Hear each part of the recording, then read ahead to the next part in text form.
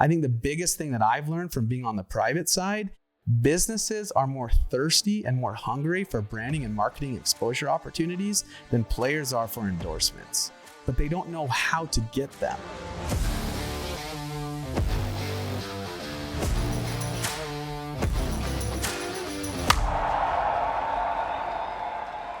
Welcome to another episode of the Advocate Podcast. As you guys know, this podcast is dedicated to helping youth baseball parents, players, and aspiring athletes navigate the world of baseball and beyond. In this episode, we have a very special guest. We are joined today by Dustin Williams. He is a serial entrepreneur and a creative marketing expert who has worked extensively with professional athletes. Dustin has built a reputation for his innovative approach to branding and marketing. And today he is going to share his journey, insights, and strategies with us. Dustin's entrepreneurial story began when he identified industries that were stuck in outdated branding and marketing.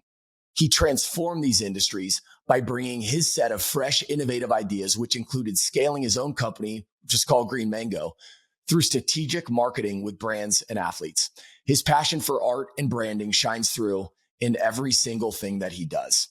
In this episode, you're going to hear Dustin break down how to build an authentic personal brand as a player, and really how to grow your fan base, how to attract opportunities, and what makes you stand out in a crowded landscape. He offers actionable strategies on what to post on social media, when players should invest in their brand assets, and how to create engaging content that showcases your personality. Dustin also shares a fascinating story of a viral collaboration that he came up in real time at Austin Riley's charity golf tournament in partnership with Coors Light, thus illustrating the power of creative marketing in the sports world. We'll also dive into several different things. Number one, how to develop a personal brand and the art of authentic storytelling. Number two, how to leverage social media to enhance your marketability as a player. Number three, the ways to collaborate with brands in authentic, personal, mutually beneficial ways. And number four, why it's crucial for athletes to think of themselves as businesses and not just as athletes. This is an episode that you do not want to miss. Tune in today to hear Dustin's invaluable insights on how athletes can take control of their branding career by mastering the business side of sports. I hope you enjoy the episode. All right, Dusty. What's funny, man, is I feel like we've only known each other for a year, I think, maybe a little bit more. It's been almost two since we started working. Yeah. You have a way about you, though, that I feel like I've known you for a lot longer than that, right?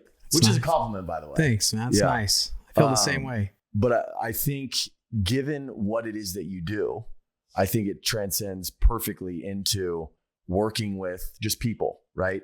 But I guess do all of our listeners a favor, kind of tell them a little bit about you and, you know, what is it that you do and what do you love doing?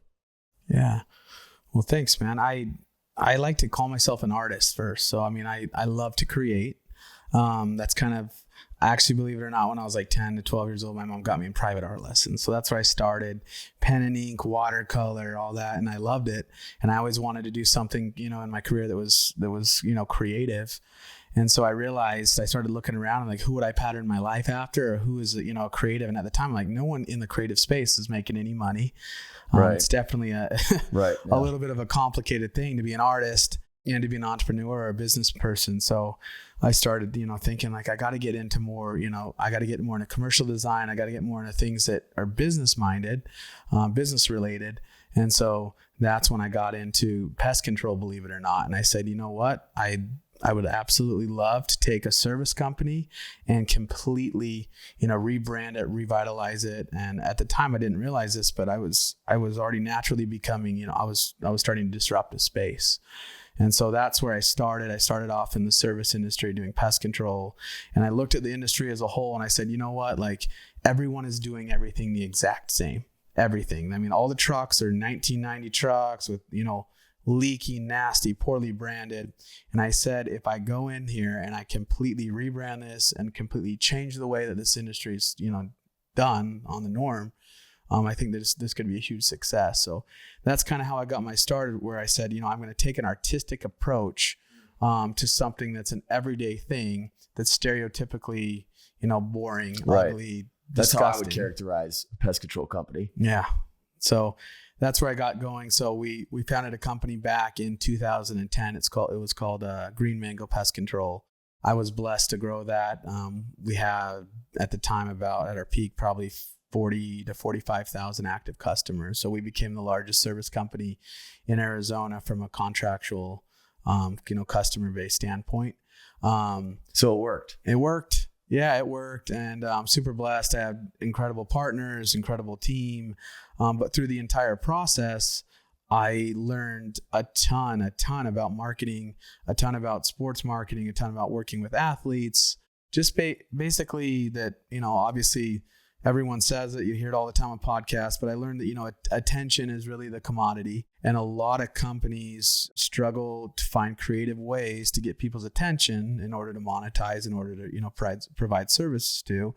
And I think that, God blessed me with a little bit of a gift where I kind of was able to I kind of know trends. I feel like that's something that I've been blessed with, the ability to find trends, to find what's cool, it just always kind of, came naturally. When I was 8 years old, I shaved a Nike sign in my head, and my dad's like, that's ridiculous. But just always kind of seeing where trends are going, what's going on. And so I was able to basically take my artistic and creative ability, couple that with knowing, how does the end consumer want to buy something?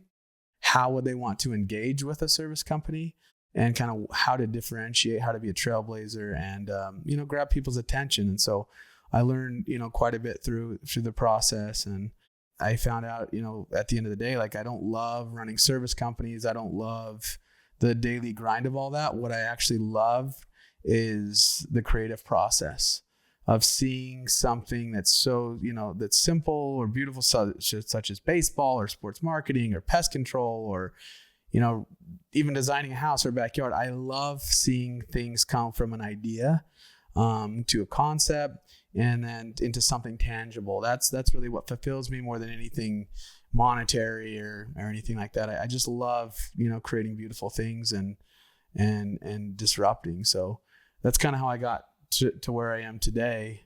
And then we obviously had a really cool opportunity for me to, start working with one of your athletes. Yeah. And so let's talk about that. So obviously Bill Sanders introduced us, Austin at the time. And I love what you said about really trying to kind of reinvent an industry, because it's what I'm doing currently with the agent industry. And so what that's looked like for me is where traditional agencies, they have all these different people in-house. I saw an opportunity if what I'm ultimately trying to do is provide the player with the best possible service, whether that's contract negotiation, branding, marketing, social media, you name it.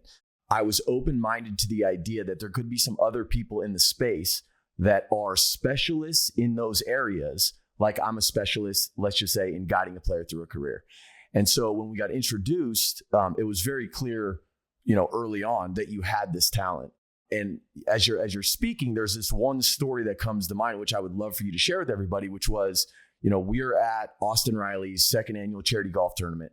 And one of the sponsors there was a big brand that everybody knows, Coors Light.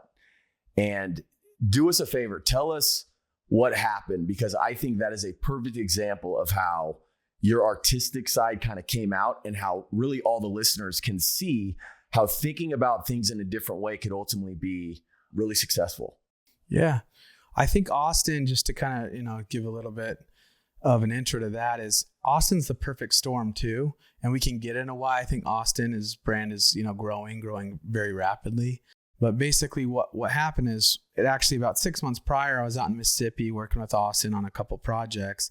And we basically just said, hey, let's shoot from the hip here for Coors Light. Coors Light's always, been a huge supporter of Austin and of me from day one. They're like, we love your creative, whatever you can do to, with Austin, we want to support that and want to, pour gasoline on that. And so we're literally just out in the woods or in his backyard. And I'm like, hey, let's just shoot a quick reel, how to open a Coors Light can. And because what I found is, and we can get into this, is people love to see athletes. They love to see the authenticity of them. Mm-hmm.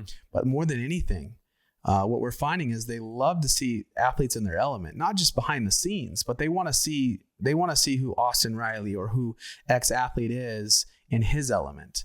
We want to see the story. We want to see, we want to see what makes them who they are. We get overloaded with media of them in their sport. Like right. that's everywhere, right? You can't open up your phone and see a reel without seeing Austin hit a home run or whatever like that. That's easy to get. And so we were out there and I said, what's converting really well is Austin loves hunting. And so I said, let's do a little quick reel just to preview for Coors for free. And that's the biggest thing too, is I feel like these media companies and these agencies, they want to bill so much money to these, to athletes and to these big brands of just, everything doesn't need to be a huge production. Right. So I said, Austin, just do this, take your bow out, shoot the Coors Light can open, and we're going to do a quick little reel of how Austin Riley, opens his course. And so we shot it, came out beautiful, loved it. And I think what was cool about it, and we had mentioned this in our previous conversation, is I think there's an art to doing media and doing content to where you can tell that it's professionally produced. You can tell that it's well done and well thought out, but it's not too overproduced to the point to where it's annoying and looks like an ad. Right. And so we gave them this little sample, shot it over to them, say, we absolutely love it. Potentially we're considering, maybe we could do this for all of our Coors Light team or whatever. And, we're continuing on that conversation. But what I was able to see is like, if I can create opportunities for athletes to be themselves in a candid way where they can, see a little bit behind that curtain, that's going to convert super high. So fast forward, we're at the golf tournament and Coors Light was kind enough to take the chance and just say, hey, come out. We'll fly you out there. We'll pay for whatever we need to do. We know that you and Austin have good synergy and we know that you guys would be able to create something really cool. So they didn't basically, rabbit hole or pigeonhole me on whatever on specific terms or whatever. They just want really good content of seeing the athlete. And so Austin's out hitting and I said, you know what? Let's do a little bit of a parody here. It just came to me and I said, Austin, what's his brand? What's his brand identity? Well, he's the ultimate gentleman. He's incredible at, baseball. He's family man. He's always by the book. He never gets upset. I said, you know what, let's have a little bit of fun with this. So we did a quick little reel, just shooting from the hip where he was missing a whole bunch of putts and started to scream, started to cuss. Wait, is that Austin? Like, we had to have something to grab people's attention. And then I said, you know what I want to be true to and what I want to, basically I want to be respectful of is these national campaigns that they're pouring, tens, if not hundreds of millions of dollars into, which at the current time was, hey, find your chill or chill. And so I said, well, there's this beautiful Airstream right there that has a cooler into it. So let's go ahead and connect these dots. Let's connect this dot with a parody of Austin Riley screaming the F word. We beeped that out, obviously. Right. And, and getting, being completely who he's not, seeing him as a golfer. So we're checking all these boxes and we're just getting momentum on this thing. And I'm like, and then the third box, I'm like, oh my gosh, let's find him cooling down, chill in the cooler back here in this beautiful Coors Light Airstream. And so it all came together super well. Long story long. The reel I think has close to 2.5 million views. And it's to me because once again, it's the perfect storm of checking all those boxes that I think that we're seeing. And so I think I've been blessed to be able to see those trends, understand what type of media people want to consume. And then also, Austin's incredible. Austin's is a big picture guy who's, willing to do those things, willing to put himself out there and take those chances. And then a great partner, Coors Light, is saying, hey, we trust you, go create. Right. So that was like literally on the fly. On the fly. You created that. Yes. And so what I love about that is, and again, going to what I would call the traditional agency model. And I've seen it over the last 23 years in the business. They are very hard-headed in thinking very rigidly about, okay, I need to call these companies and I need to pitch these players to get deals. Like that's where it starts and ends. And you're somebody who has the foresight and the creativity and the artistic ability to come in and see something for a huge potential and the stars aligned. And so I think as we think forward, if we start with the big leaguers, right? I think you obviously have a skill set, you have some insight into this. Why do you think that, and I'll talk about baseball specifically, I don't think a lot of baseball players do a good job on their social media and their branding. Why do you think that is? I think there's a lot of reasons. I think the number one thing that I'm seeing is no one's helping them develop personal brands, because that's where everything stems from. I think a lot of baseball players, and I just think anything, it starts back to club sports And it's crazy to me what I'm seeing they're spending so much time on the field and their life is so much about baseball, where a lot of these guys I feel are actually losing their identity. They don't have an identity outside of baseball. And so if you don't have an identity and you don't have other things that you love or hobbies, or you're not a diverse person, you don't have a balance, you're not a balanced person with a balanced will, you don't have a brand, you don't have an identity outside of baseball. Well, it's really easy for these huge companies and these huge agencies to basically call someone and say, hey, we're going to put a Coors Light t-shirt on you and take a picture of you in front of a product. And that's kind of the easy way out. But that's not converting anymore. And we're seeing that because media is so big and everyone's a media agency. Everyone can create media. If you're a stay-at-home mom and you have an iPhone, you're pretty much a media agency, right? These days. And so no one's helping these guys create a brand identity and brand themselves. Because if you have a brand identity and you have the ability to know who you are and what you stand for, and then you have a story to tell. And if you have a story to tell, then it's one of the biggest things that I'm seeing is the ability to market through collaboration. Basically saying, hey, and that's what makes things authentic, right? So it's like no one wants to see, oh, here's this athlete, let's take a picture of him in front of, let's put him in a branded t-shirt and take a quick picture of him and think it's going to sell. That's not how marketing's evolving anymore. Right. People's subconscious now have completely changed. They know that that's not authentic. They know that guy got a $100,000 check just to stand there and take a picture. And so everyone was doing that and still is doing that. And they're too afraid to take these risks. These huge banks, alcohol company, like everyone, they're too afraid to take that risk. And so the athletes right now, if they can find a way to become storytellers and find a way to have a personal brand, they're going to be light years ahead of everyone else, because then it's so easy to market someone that stands for something. Well, so we all know The Rock, right? My wife, who's in the spirits business and has been for a long time, she's called this out repeatedly, and she does a lot of the branding stuff on that side too.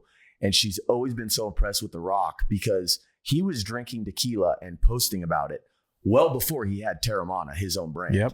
And so naturally, fast forward now, look at his brand. It's like one of the highest grossing tequila companies now. And you can see why.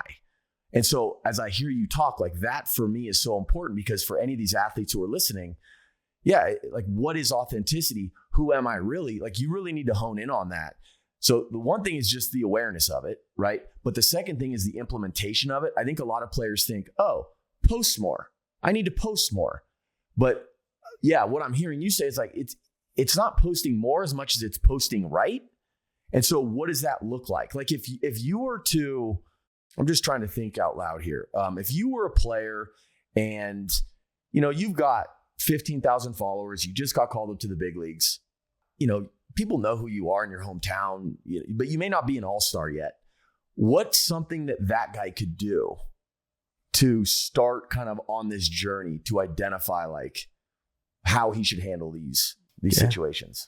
So I think the biggest thing is like we're talking about, once you find your brand and you find out who you are, then you need to become a storyteller, and you can't be afraid. I think a lot of baseball players have, specifically in the baseball world, they have anxiety or they have a little bit of insecurities of basically being able to say, hey, I'm okay, I'm comfortable in my own skin, and I'm able to go tell a story and to basically add value to my audience. Everything in life is obviously, all successful people find out pretty much 2 or 3 things right out of the gate, if you chart anyone, that everything's relational, right?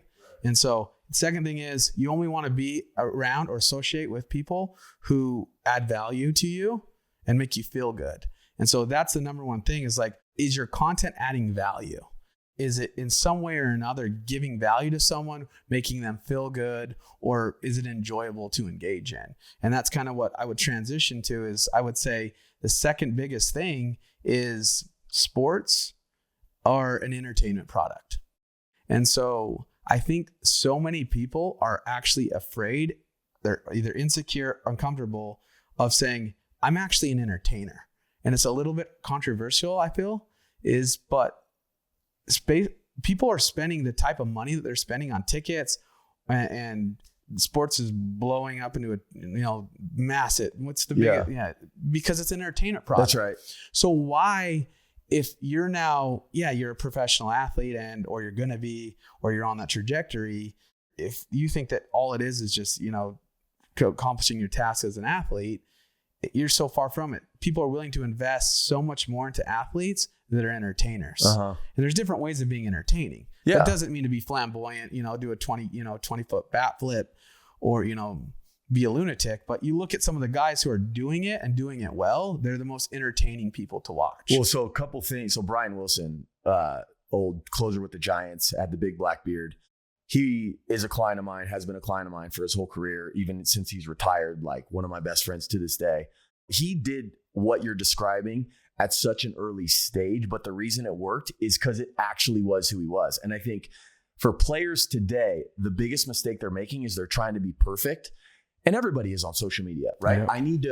I need to exude this way of being that just makes people impressed by who I am, when in reality, that's not interesting to them. Right. And it's fake too. Well, and right to your point right there, it's like they're going to sniff out that this is not authentic and no one's perfect. So you're better off. And I'm not saying just flaunt your flaws, but you're better off being courageous and bold, saying, look, if I'm that player with 15,000 followers, let's just say, and I really love working out, if that's the area in which I think right now I can add value, then yeah, maybe you're just talking to your followers and saying, hey man, I just want to tell everybody what my workout was today. This is what I did. This is what I ate. These are the supplements I took. And to your point, that is adding value. Now, maybe to that person, he wants to reach hundreds of thousands of people. And so he's not even going to do it, right? Because he's like, oh, well, so many people don't care about this.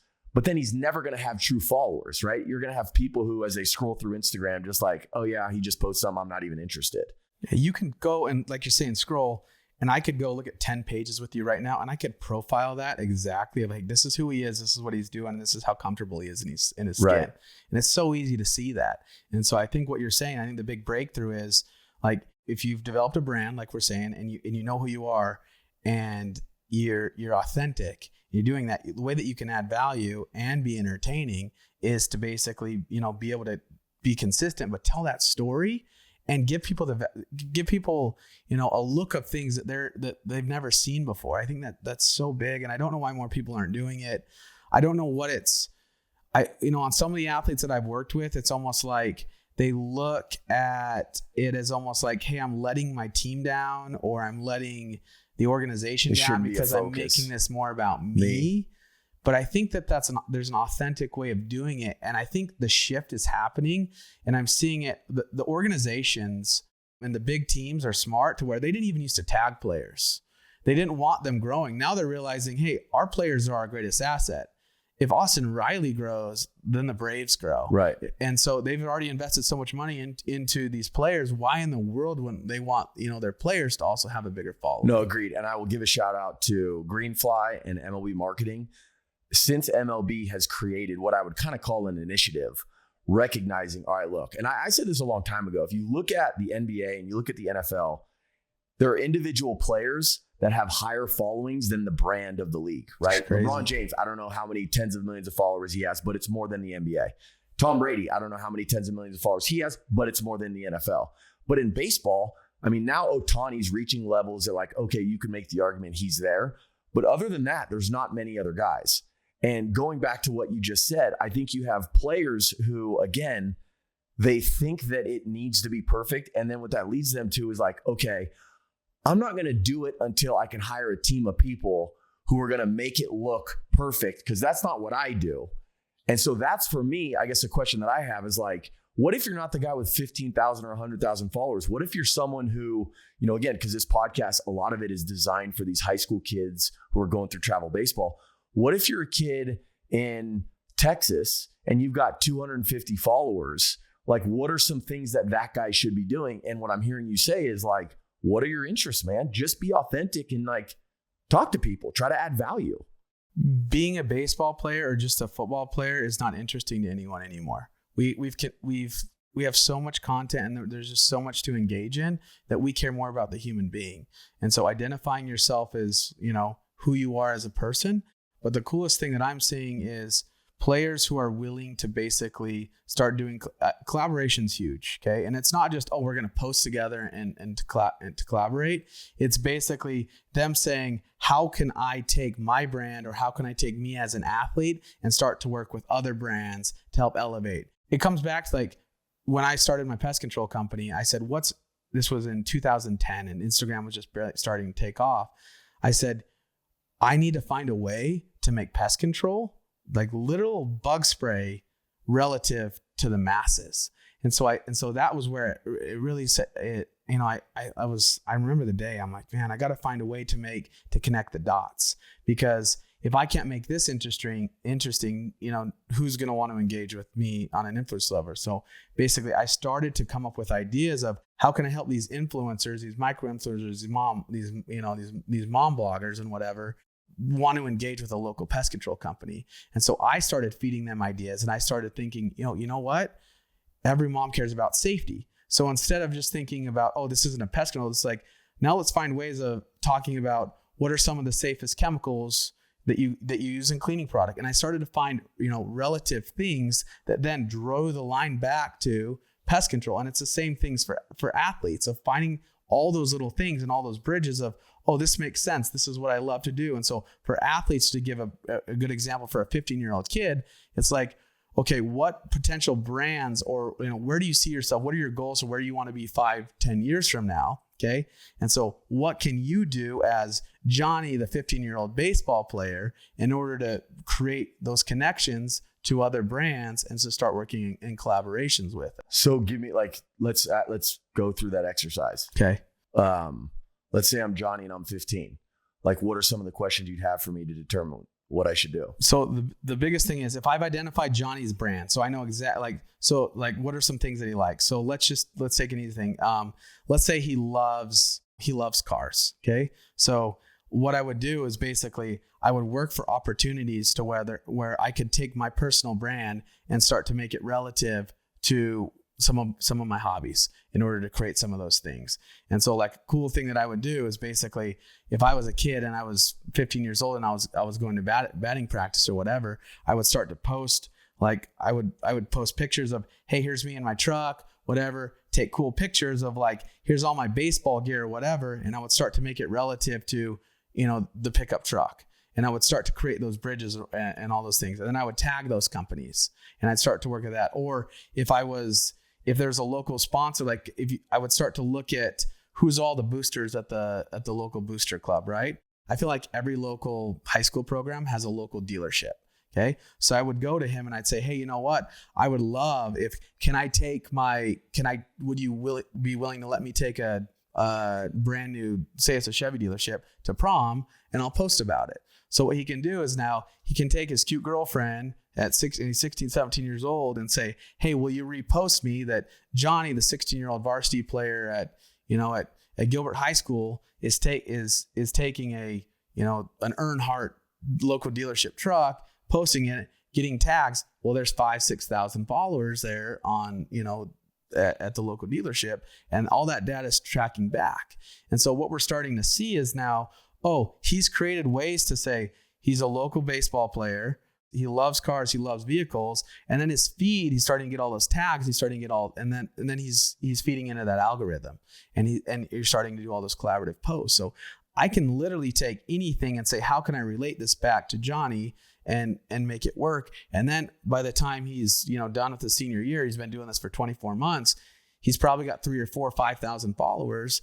And when a kid then gets drafted, who do you think these brands want to work with? Right. The guys who have been able to create these collaborations, create these opportunities, who are thinking outside of the box and doing all these things. And it's like, and then you're creating so many new, relationships, creating opportunities to basically say, oh, there's a local golf tournament for the high school, to raise money. It's like, well, let's, why wouldn't we go get a sponsorship to, put a wrap on it for our team, and then we can do a content shoot for the team and put that out for anyone that hits, this banner, wins this truck. There's just so many opportunities to create all these little things.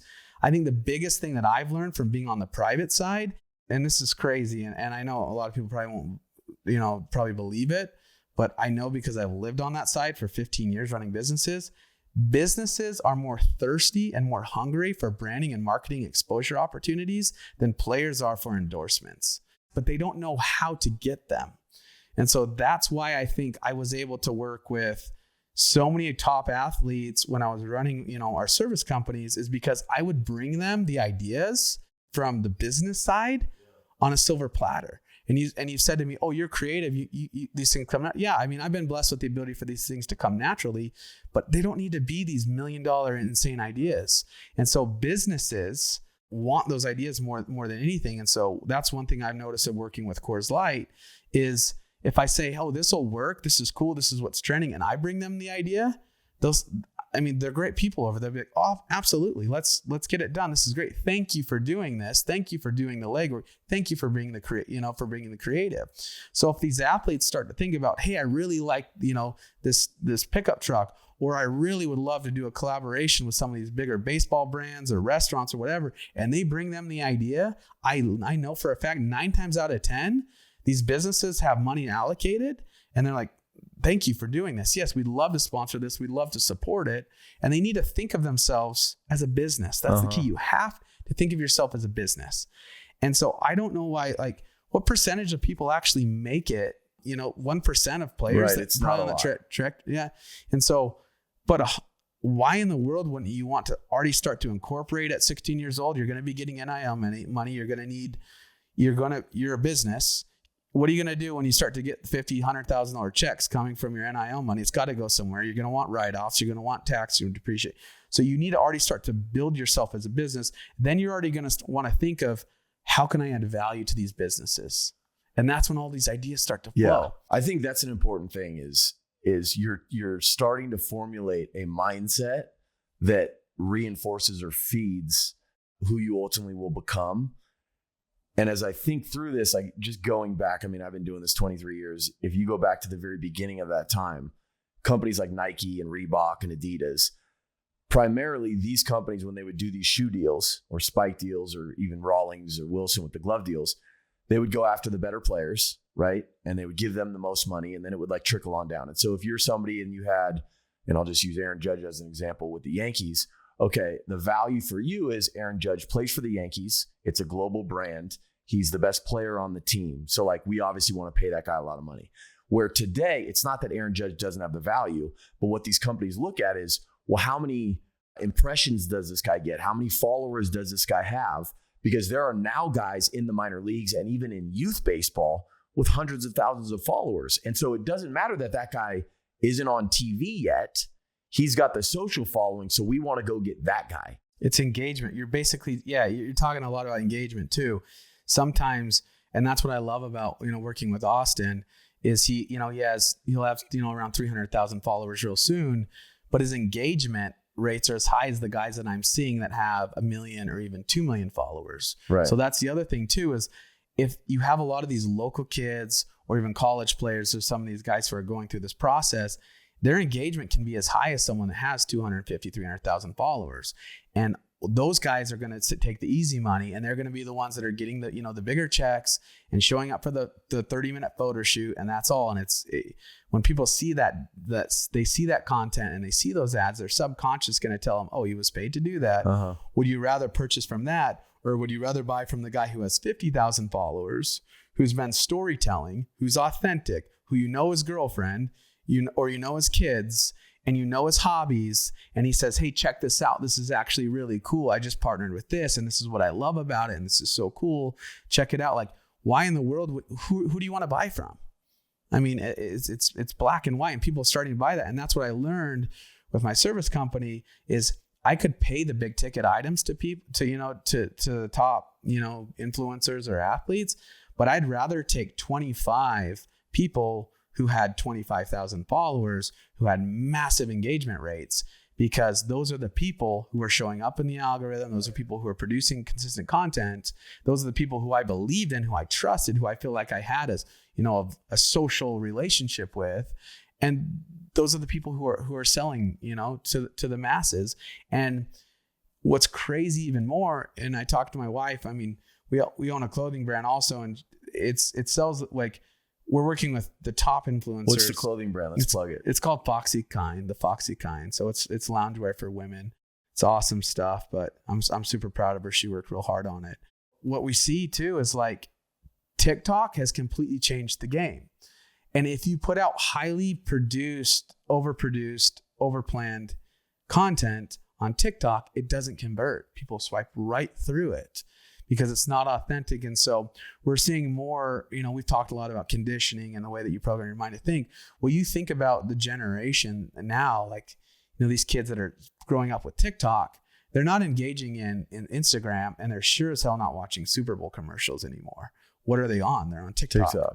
And so their mind is now being programmed to buy from silly reels that are lighthearted, that are produced on iPhone. So I feel like if you can get ahead of it, it's a massive advantage to realize, how do I create 10-second reels? How do I create 15-second, content that's super engageable? Because that's the buying of the future. You can bet your bottom dollar on that's how people are going to buy, because the entire generation, what is it, Gen Zs now, that's how they buy. And so creating those short format content for these players, back to your question, like, how do they do it?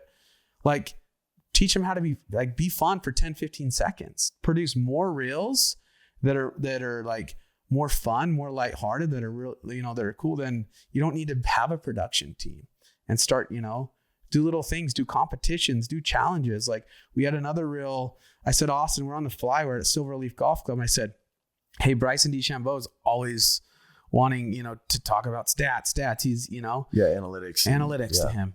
And I said, dude, just challenge him right now. Just literally challenge him. You can hit 100, 205 mile an hour ball speed or whatever. See if you can hit 100 mile an hour fastball. And I'm sure we're going to get them together, and it's going to be awesome content for them to see. But it's like, people love seeing challenges. What's trending right now? Donald Trump. What's he trending about? Challenging Joe Biden to golf. Right. So people love those things. So start to pick up on those trends where people love challenges. Create quick reels on challenges. Hey, people love trends, or like what's trending as far as clothing. Show them your shoes. If I'm a 16-year-old kid, like, show them what cleats you're playing in. Show them what socks you like. Bruce Bolt's done a great job of disrupting things with like little batting wristbands, with batting gloves. Like, all these brands have all these little things. Like, people love seeing the little teeny tiny things. We don't get to see that, and you don't get to see that in wide format 4K like TV production or commercials. We don't get to engage with people on the details. So the beauty's in the details on a lot of that stuff. But any kid can do that. Find the trend, find the sounds that are trending on your TikTok, on your on Instagram. Grow those sounds. Use those sounds on things. Another thing people love, it's simple. They love before and afters. Like, they love seeing anything that engages that, like that OCD.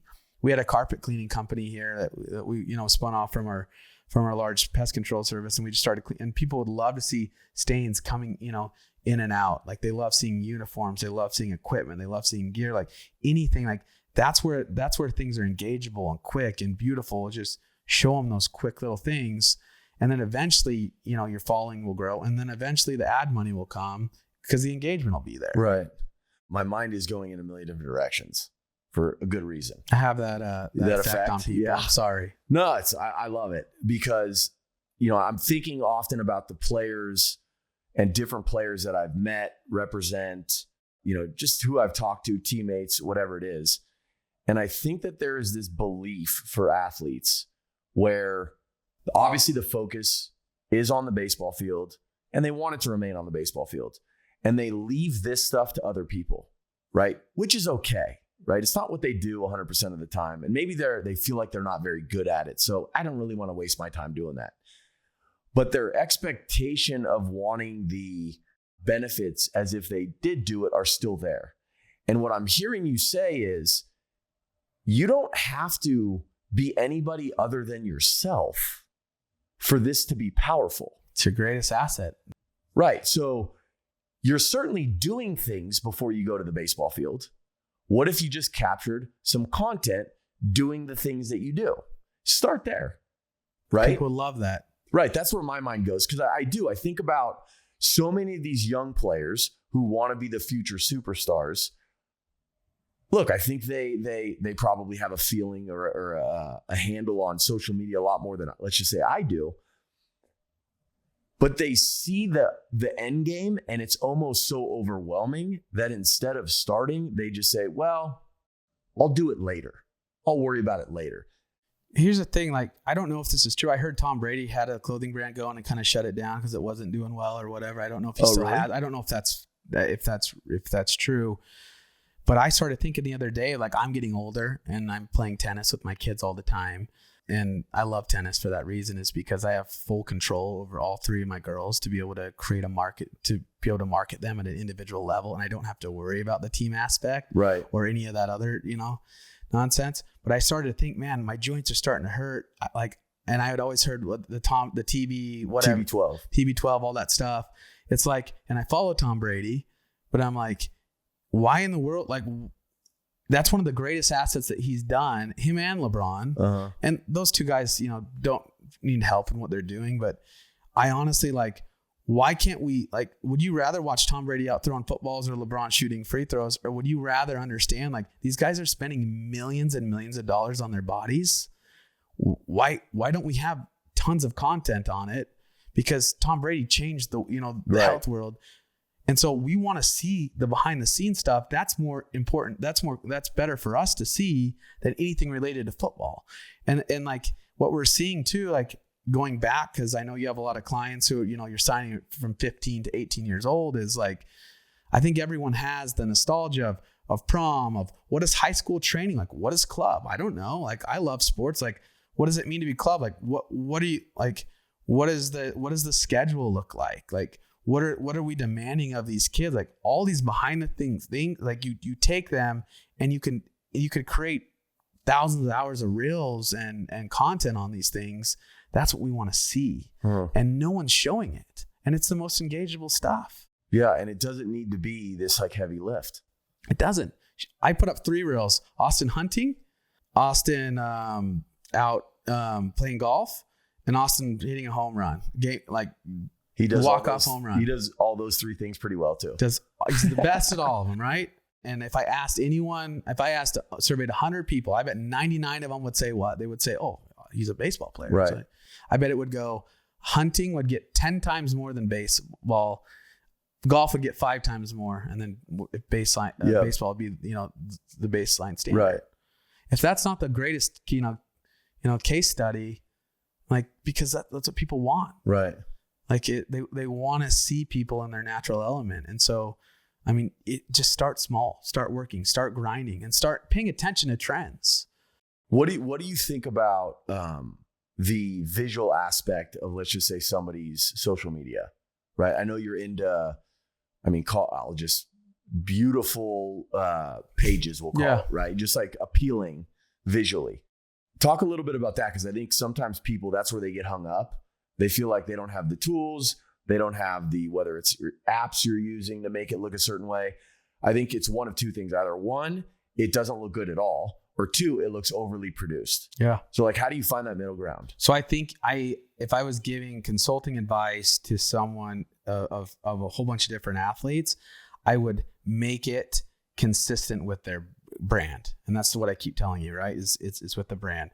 So if you are, if you're a guy who's, all over the place, and you're just really good in front of the camera, and you're flamboyant, and you have a colorful personality, like, for you to have these most gorgeous images of you super organized or whatever, that doesn't meet your brand. People just want to hear you talk. They want to hear your jokes. They want to hear, like, look at all the comedians, these guys who are doing all these funny, parodies and things. Like, they're not posting perfect pictures. We want to see the real. We want to. And so I would keep that super consistent, with the brand of who you are, and it will convert better, because when they're going to your page, your subconscious and the mind is saying, okay, this is pretty much their portfolio of their brand. And that's what all the covers are, or all the actual static posts are. So I would try and make that as consistent as you can. I think way, way too often we have people trying to look perfect, right, and to look like they're, a model, or they're an IG model, or they're, a production level person, when that's conflicting their actual brand. And so I'd say, if I were to throw out a number, I'd say, 7 out of 10 people shouldn't have a perfect looking feed. that it's super organized like that. It just needs to be consistent to the person's brand. I think that helps a ton. So it's funny. I'm actually reflecting on my own as we sit here right now, and I'm like, yeah, I tend to post primarily about the game of baseball, my clients, and if I go back, years, I wasn't doing that. I was doing a lot just different stuff. But for me personally, I found, because I'm so in this game, that like primarily it is baseball. And I'm even like, as you're talking, I'm like thinking about, why do I do that? And I think it's a habit, right? You think it's what people, and it's not that like, I think it's what people want to see. It's, this is my life. So like, let me post what my business is. But I love golf. I don't have any golf posts on there. I love working out. I have no working out. I love to read. I have no book stuff on there, right? And I'm realizing it as we talk. Why don't I do that? And you're doing things that I think no one else is doing. I also think I'm a big believer. Like, I feel like any little success I've had in my life or anything that I've been blessed with has come from the ability that at my core, I'm an artist. And so I like to create. And so I feel like it's a huge thing for baseball player. Like, what's your talent? Like, what are you good at? And basically take that and triple down on it. Well, and let's talk about this, because I think this is valuable. Speaking for myself, like, I want to add value to parents and to players and to truly help them reach a level of potential that they don't even see is on the radar for them, right? Because I've seen it in clients I've represented. I've seen it in players I haven't represented. I just see them go from where they were to ultimately where they are today. But I also am such a student of kind of the mind. And I've brought this up on the podcast, but I ask players all the time, what percentage of the game is mental? And I would say almost everybody says anywhere between 75 and 90%. My next question is, well, how much of the mental side do you actually spend time developing? And almost everybody says 10, maybe like 5. It's crazy. That. And so what I follow up because I'm trying to ultimately like connect the dots for them, where it's like, okay, so we know that the physical component of what you do, taking BP, taking ground balls, throwing, whatever your position is, you're going to do the physical stuff no matter what. That's going to continue. So if that's going to continue, how much of the rest of your day could be devoted to the mental side? Now, a lot of times players feel like they don't have the tools. And so one of the things I've done on this podcast is bring people on who can talk about that stuff. But just as I think about that, like, that's what I am so fascinated by. And so if that is my brand, why don't I post about that stuff?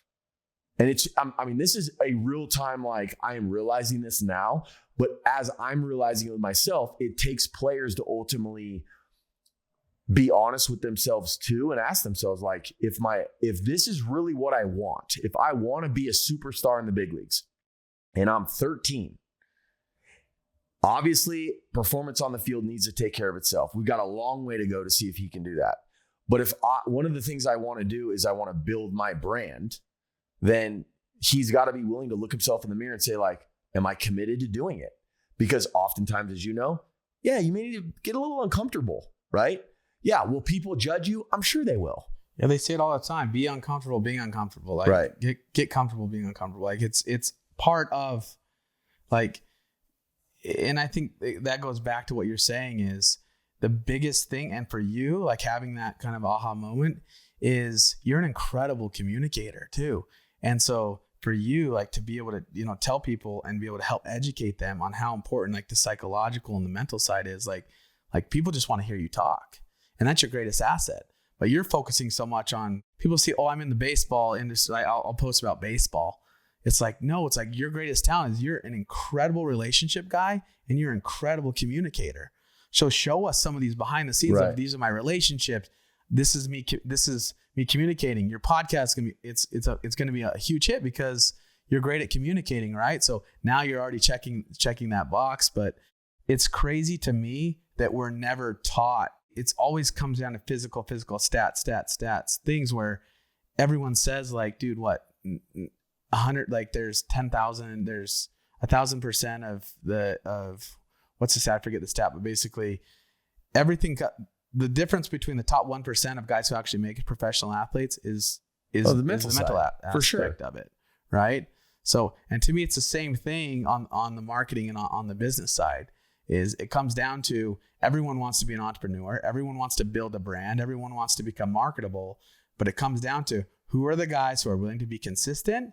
And when I'm looking for a business partner, or I'm looking for relationships in my life that I'm going to engage with in business, the number one thing I look for, you know what it is? It's grit.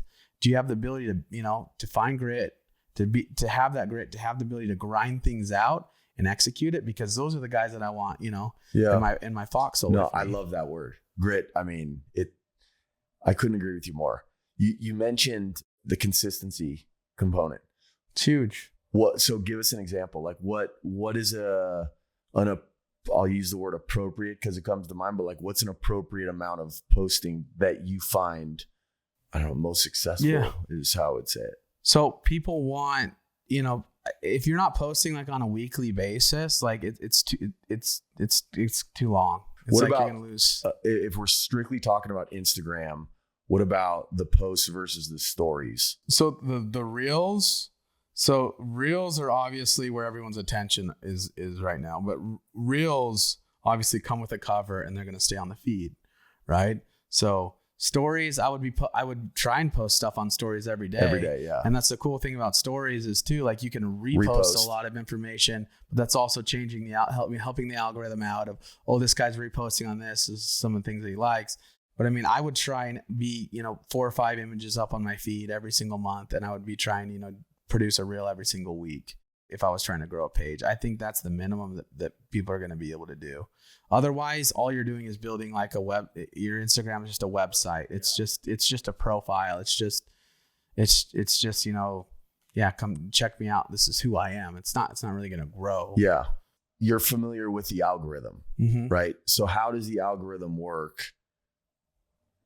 What helps, what hurts, or what doesn't have an effect? Yeah, I think some of the biggest things is we see a ton of data.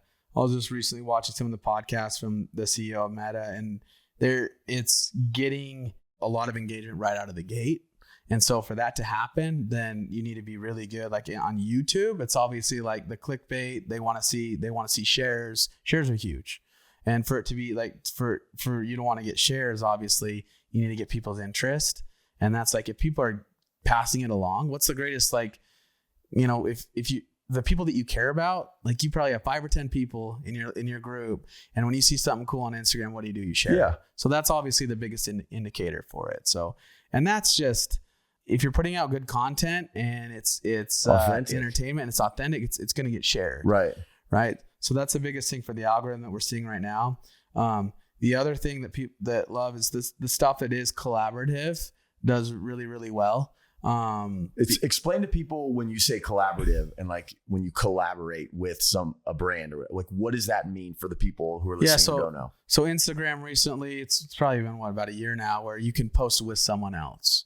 And so what I think it does is, I don't know exactly, and they don't always release the data on the algorithm, but if you're willing to collaborate, it's already basically probably saying, hey, this is good enough data or good enough content to where basically we see that, 2 people are going in on it. It's probably going to check a few more boxes in the algorithm to get a little more of a, to like propel it right out of the gates, to give it out of a push. Right. The other thing, obviously that we see is, like music, trending sounds, things like that, especially on TikTok. Like sounds are everything on TikTok, putting stuff out that's trending. So obviously when you create a post, you pick, the music or basically like all the funny words, things people say. It's the most simplistic way. I know what you mean now. So those sounds, we call them, the ones that are trending, TikTok, Instagram, they know that those are the funny things that people want to hear.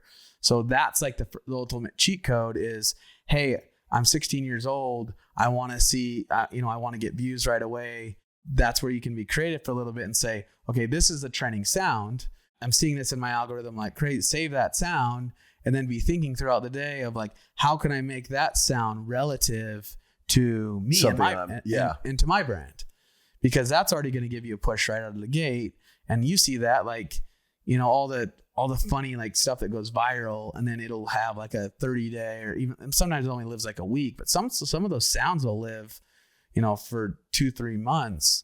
And so the ones that get good likes and good views and good shares, they're obviously going to, get, propelled, through the algorithm, and it's going to push it out more because Meta and these companies, they're selling ad. Right. They're trying to monetize. So all they're saying is, how can I create the best content that's going to get the most engagement so that I can place ad and creating things. And that's the other why when you do a deep dive into this, if I've created a brand where this guy is the ultimate he's a baseball player, but he's, let's just say, a hunter, because we've talked about it a few times already.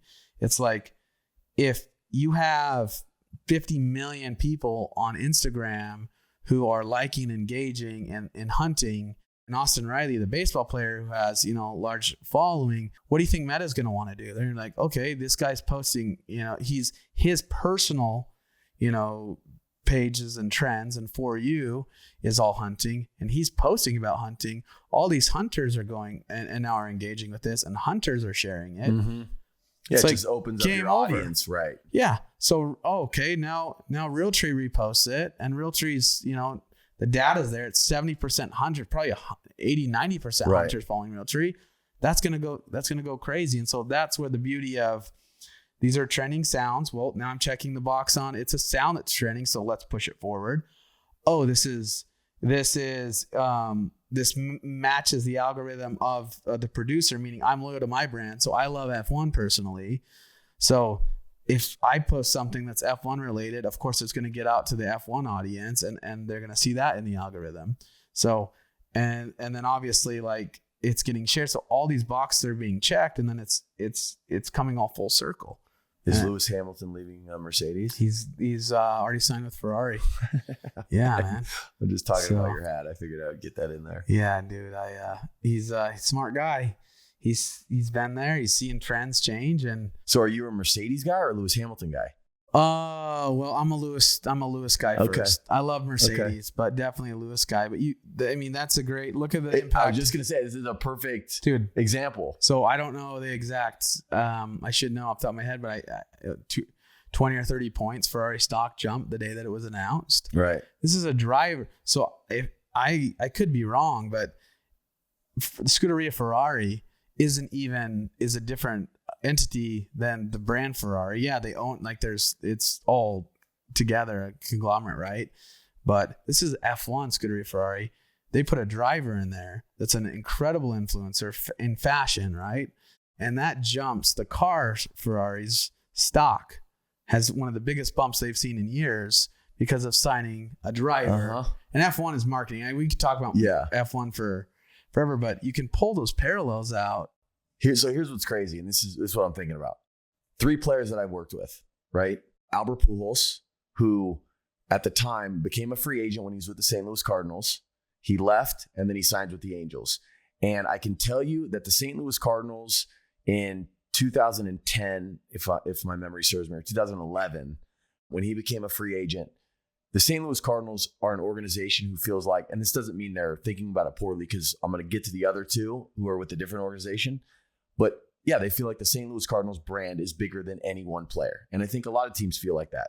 Tim Lincecum and Brian Wilson, both of the Giants, these guys ultimately left those organizations, right? And so what's interesting about that is this, even though social media was around when these guys started or when this happened in these 3 instances, even though it's around, it wasn't as strong as it is today. So these organizations can have this belief. But what we just talked about with Formula One is, especially with social media and just marketing, you now have these athletes who the fans follow the athlete. They don't necessarily follow the team. And I've even talked to players young today, and I said, who's your favorite team? Oh, I don't have one. Who's your favorite player? And they name somebody immediately. Lewis Hamilton. That's right. Mookie Betts, Austin Riley, Juan Soto, Manny Machado, like Fernando Tatis. These are the names that people are giving, but it's not that they're a Dodger fan, Braves fan, Padres fan. And some of them are, but there's more and more kids today who aren't necessarily a fan of a team. And that is certainly not for everybody, but I think it exists more today because of the social component. Yeah. And I think that was a perfect example of how that is. They're their own company too. Right. Just like what we were talking about. They're their own company. And it's like, do I want to do I care more about, the Giants, or do I care more about, the Giants player that I can keep up with forever, versus just buying on the specific, and they're figuring it out. And that's why we're seeing, collaborations with the athletes and, the organization. I honestly think that's why a lot of these big companies now are starting to lean towards, hey, let's endorse athletes. Let's not endorse organizations. And it all comes down to what's scary for a lot of these big Fortune 500 companies who are buying billboards on, the outfield fence versus is now we have analytics that are backing this up because I can look at, Austin stats or anyone's stats, and I can see exactly the engagement. I can see the views. I can see it, and it's traceable now. So now we're seeing the ROI on all these things where we're not getting that with all these other things. And that's the crazy thing is a lot of that's going to start to die, which I think it's great for athletes who are going to, 16, 17, 18-year-olds that are listening to this. There's going to be a day where I don't think billboards, all that billboard, all that radio, all that's shifting over to podcast, all that big, all that big, large media buys are now going to shift back into athletes because we can prove to you that's where the attention is. Well, and think about it. I was at a game yesterday, and I can tell you one company that I even noticed was on the outfield fence. And the only reason I noticed it is because I didn't know how to pronounce their name. There you go. And that's why I remembered it. Yeah, it's crazy. And there's so much noise now. Yeah, you're not paying attention to the company that's on the outfield fence. So would you rather pay an athlete who has ridiculous engagement around a guy like Austin Riley who has, people's attention of his entire region, or would I rather spend $300,000 on my logo? Right. And that's what I kept trying to tell people is if these athletes and, marketing people like me bring these ideas to them, it becomes a no-brainer because I can show Coors, I can say, Coors, look, Austin got 2.5 million views on that reel.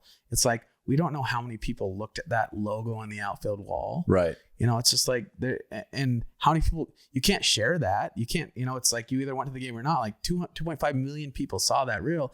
And then we had a story to tell. Now they follow Austin. And so because, we can see how many followers we gain from reels too. And so it's like, and now people are starting to follow him. So every time that he follows it up, now all Coors Light's posts are going to be more powerful. And it was a collaborative post too. So how many people did the athlete gain, and how many people did Coors Light gain from overlapping with that, with collaboration? All those things you can't do with large media. Right. You mentioned something that I think is important for us to talk about, and I got a couple more questions for you, is the athlete logos. What is your view? Because I think a lot of these guys, even at young ages, are like, oh, I need to create my own personal logo. Should they? Does it matter? What are your thoughts on that? I think especially for me being an artist and creative, I think 90% of them just suck so bad they hurt their brand. And so I think the answer to your question is yes. So they should do it, but they need to invest and do it right. Okay, because it hurts. Like I'm trying hard. I'm trying to be, Steph Curry or Tom Brady and have that already. But if they do it and they do commit to it, it needs to be really, really well done. All right. So I want to give people tools that are listening. Yeah. I know that there are companies out there, and I'm not endorsing these companies. I just know they exist. One of them is like 99 Designs. Yeah. And there's companies like that you can find, and you could pay a really nominal fee. And basically you post a job and you say, all right, this is what my name is. This is what I would like my logo to look like. And you can upload imagery that has some examples. Like you'll give them Roger Federer's logo and say, I'd like it to kind of look like this or have the same feel. You only pay them if somebody does a logo that you like, then you purchase the logo from them and then you pay them the money. Mm-hmm. And it's not that much money, right? When you say do it right, what do you mean? Is that what you mean? I think it either adds value or it actually devalues you. For me, when I build a business and, the small success I've had in my life is everyone's always told me it's so well branded. It made me want to buy it. And so I think when I peel that back, it's either, a logo and a brand is either going to make it more engageable and going to make it makes you feel a certain way, and it adds value to the brand, because a logo is not the brand. The logo is just a mark that represents the brand, obviously. But I think a lot of people confuse, like, oh, people will always see a logo. Oh, I like that brand. Like, well, that's not a brand, that's a mark. And there's a huge difference between logo and you know, and your brand and then your marketing that supports your brand. Logo, brand, you know, yeah, brand. I think people get hung up on the actual physical thing they're seeing as like, that needs to be perfect. But that's what I would tell you, is just how I was actually laying it out. That's the actual answer to me. It's marketing, it's brand, and then it's a mark.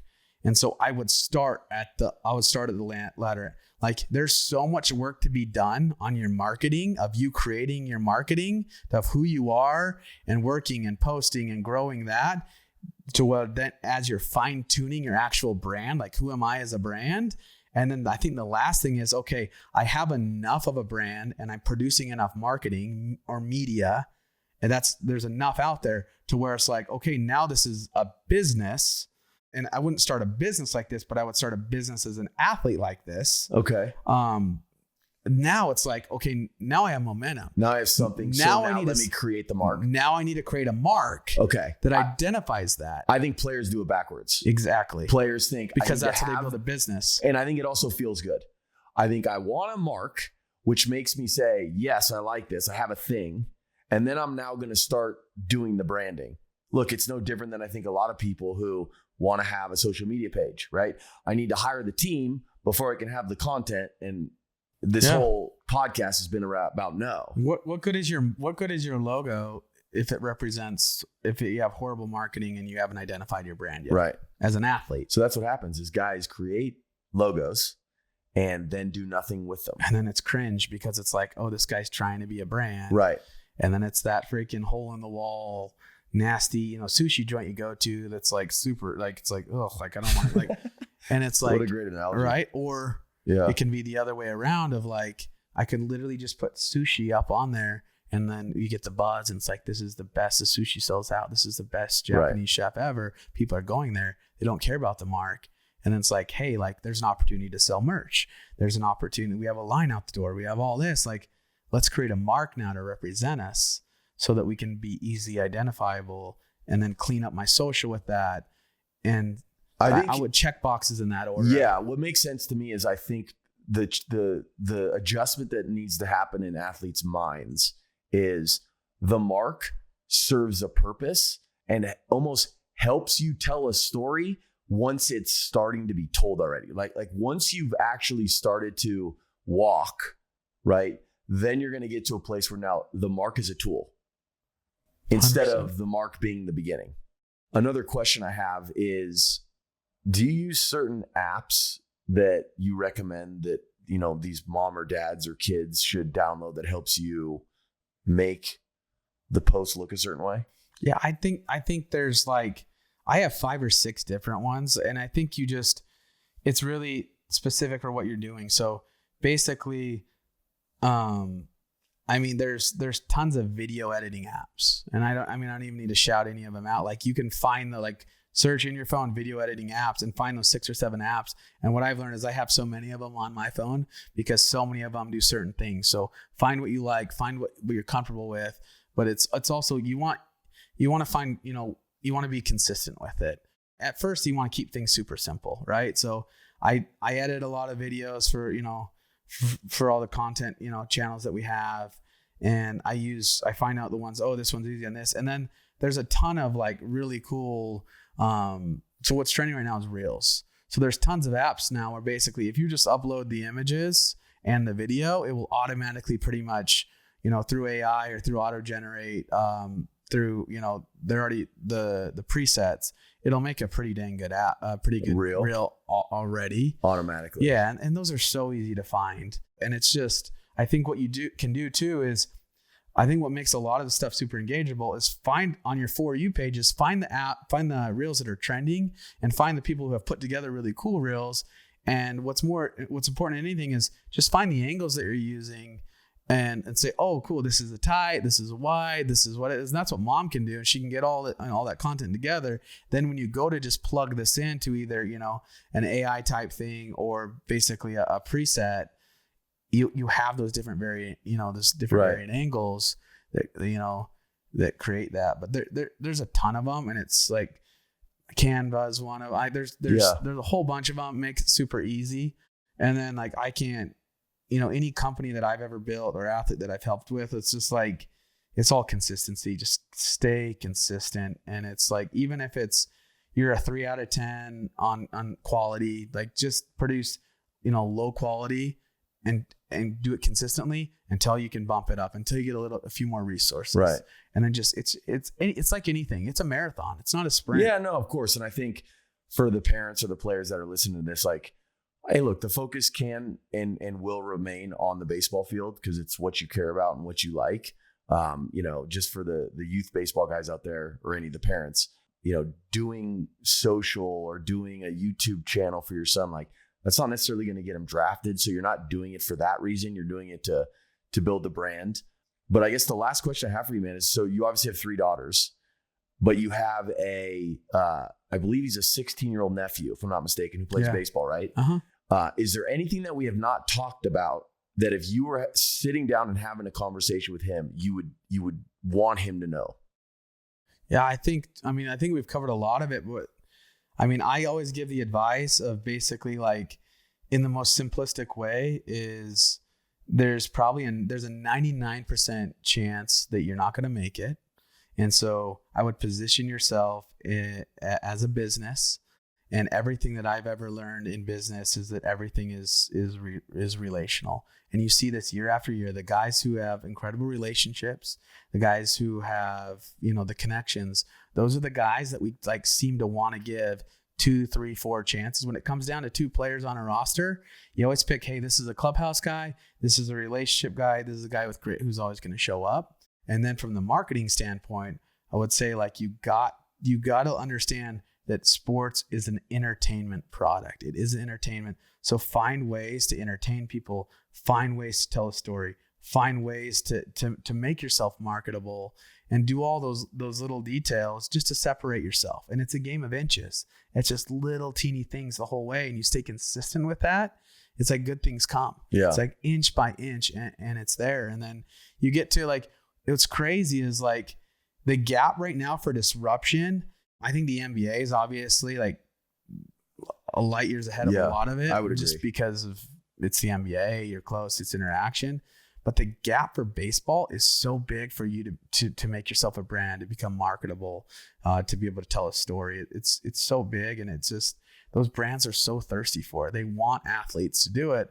And if athletes aren't going to do it, what are they going to do? They're going to go to mommy bloggers and influencers because those budgets are there. Well, what a great opportunity too, because as we discussed, not many baseball players are actually taking the initiative to do it, or if they're trying to, not many of them are doing it in the right way.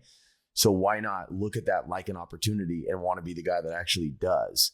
And there's a smart way to do it too. Like, obviously, you have to have common sense. It doesn't make sense. If you're a guy who likes to go out and party, it probably doesn't make sense that you go on social media and you show everybody that you're still an athlete, right? You need to be responsible. Community, I want to touch real quick. Community is huge.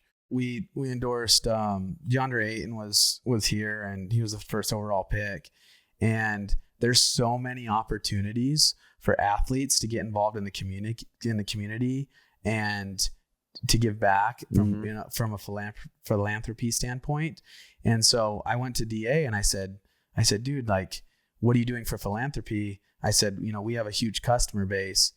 Let's work in collaboration. You obviously have the opportunity to give back to the community, and we have 40,000 customers who would love to see, your face that you're working with our company. And we're feeding a ton of hungry people. So every year we do a massive food drive, and it would give him a huge bump on social. It would give credibility back to the brand because we were using name, image, likeness of a professional athlete, and we were getting involved in the community. And I think people, they don't realize like for whatever reason, like you can start getting involved in the community at 15, 16 years old and becoming a community guy. That's going to get you light years ahead. And that's one of the advice that I would give to like, give back to your community. Like we're getting away from that. Like you're not above going out, doing service projects, doing all those things.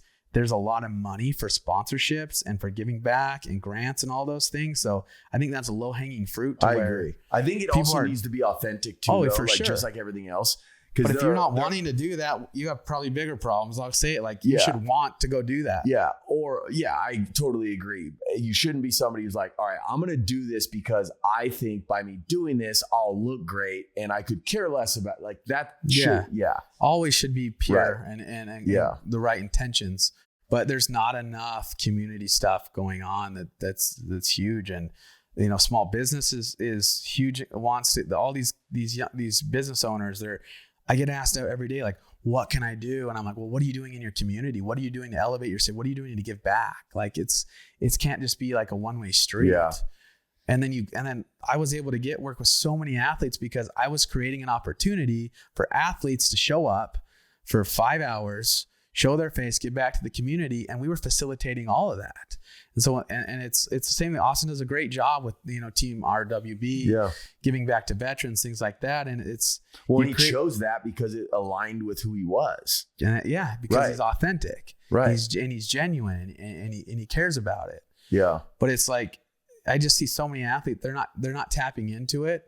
Small businesses aren't tapping into it. They're not creating those opportunities to serve, to give back, to help the community. And it's low hanging fruit. It's so easy to do. If you would have told me that we would be starting off a podcast by talking about pest control, I would have said there's no way. If you would have told me, but we did. You told me I would have been a bug man. I never would have believed that. The bug man. I love it. Dusty, this has been great, man. Cannot thank you enough. How can people find you? So, I mean, I'm not out there a ton. Like I would like to spend my money on my efforts, on the clients and the businesses I represent. But my handle's T Dustin Williams on Instagram. And, it's a good follow. I have a startup that I'm super, super excited about, it's called Uni. We're disrupting my next big venture is we're disrupting the uniform space. Okay. So we're launching Uni. But that's a huge venture where we're literally being able to create completely custom uniforms for the entire workplace. So where everyone's been putting their employees and just dog shit like Dickies, like crappy, starch, nasty, uncomfortable, and disregarding their comfort to where we'll be able to create Lululemon, Olo, like North Face quality uniforms for the masses. That are beautiful, that are marketable, and that elevate businesses, elevate the nice. So we're super excited about that. So that's where I'm spending a lot of time right now, is getting that all developed. Well, I know it's going to be successful. Thank you. The artist is at work. I'm in the lab. Thank you, brother. Yeah, thank you. All right, man.